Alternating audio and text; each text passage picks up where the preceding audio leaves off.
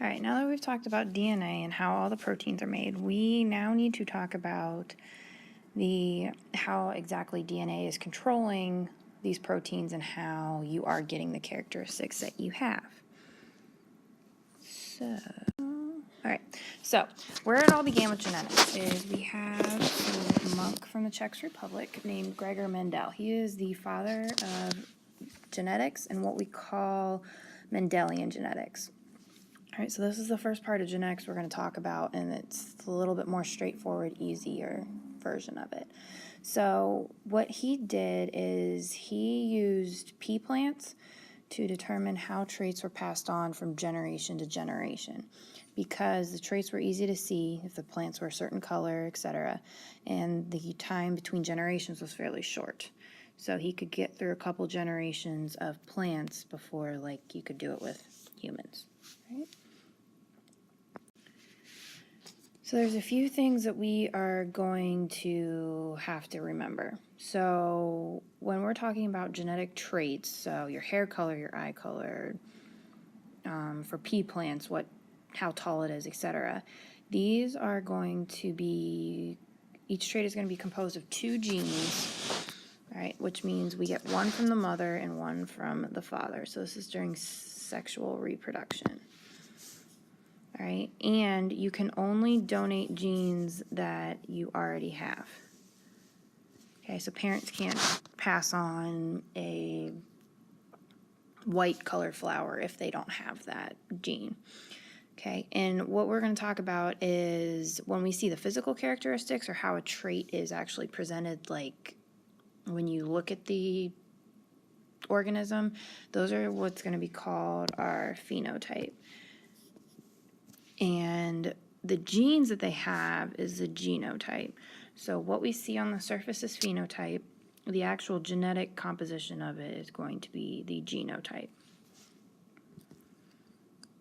Okay, so what Mendel studied, he looked at pea plants and he looked at traits that were either strictly dominant or recessive. And so what this means is dominant is a trait that dominates everything. So if you have a copy of a dominant trait or an allele, then you are going to always show that trait.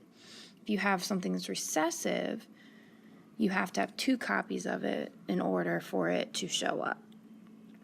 So, for instance, for flower color, for plants, purple is dominant. So if you have even 1 copy of what we call an allele, then you're going to have that trait. You're going to be a purple flower. But if we have 2 copies of white, which is over here, then if we have 2 copies of that, then they're going to be able to show this recessive.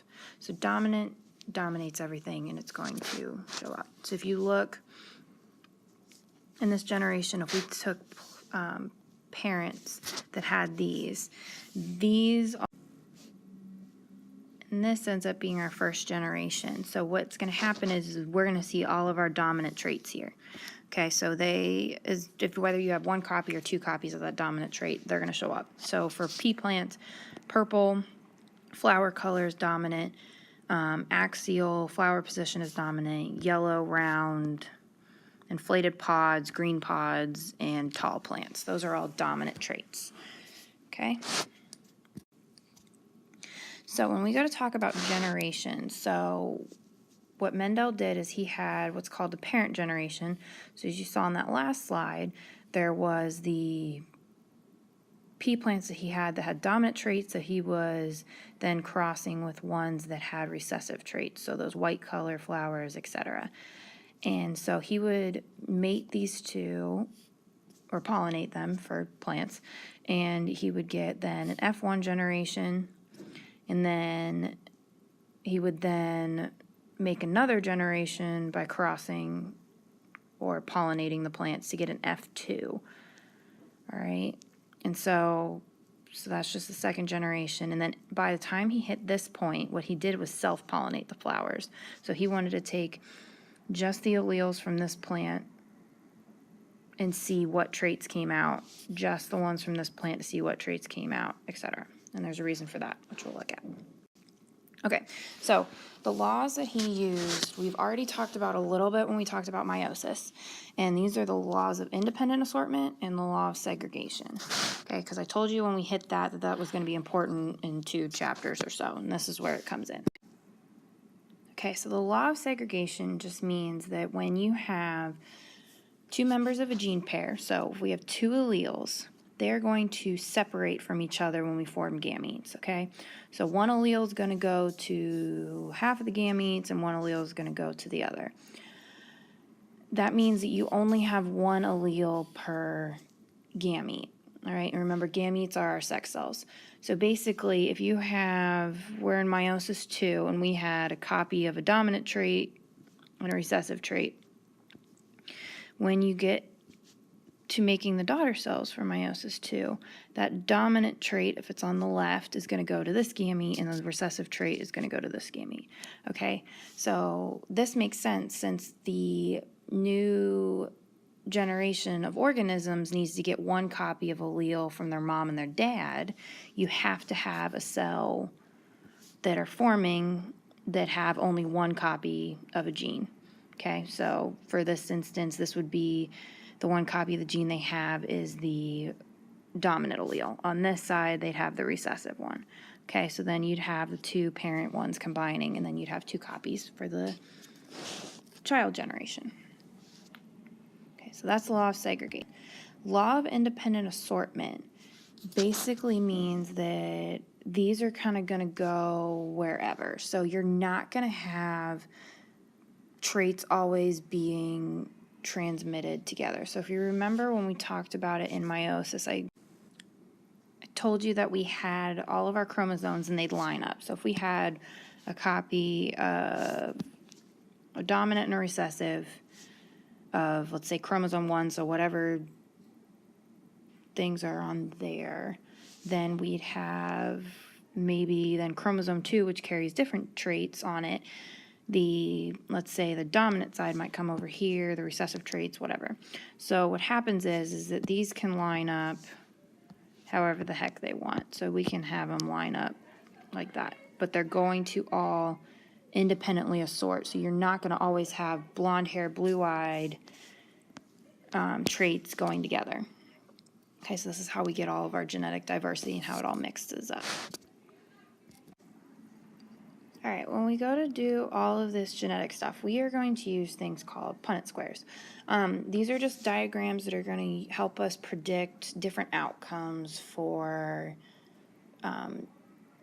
children generations. So what we do is they're literally a square, and we're going to write down our traits from our both sets of parents on the left and top parts of these squares. So let's say we have a parent that has a dominant trait and a recessive, or a dominant allele and a recessive allele, mating with a parent that has another dominant allele and a recessive allele. So when we go to write this, the boxes that cross between the 2 alleles are going to contain those. So like this one has big R, big R. This box has little r and big R, so that's what's going to be there. And this is going to help us predict what kind of traits can come out when we mate these 2 parents. Okay, so when we go to describe genetics and how we talk about this stuff, is we have 2 different terms that we're going to use. So we have something called a homozygous genotype and a heterozygous genotype. All right, so remember, genotype is the actual genes that we see. The phenotype is the physical trait. So when we're talking about a homozygous genotype, that means that we have both copies, like the same copies of allele. Homozygous means same. And so we have either 2 copies of a dominant trait or allele or 2 copies of a recessive allele. Okay, so same alleles. Heterozygous means we have 1 copy of each allele. So we'll have a dominant one and a recessive copy. So hetero means different, so we have 1 copy of each. Okay, so dominant genes, when we're talking about those are going to be the ones that are dominating everything. So if it's there, it's going to show that trait. And these are going to be signified by a capital letter. So I want you to go through on number 3 and tell me which has the dominant allele. And remember, allele is a copy of the gene. And for number 4, I want you to go through and figure out which ones have the dominant phenotype. Now remember, phenotype is physically what's showing up at, like, in the organism.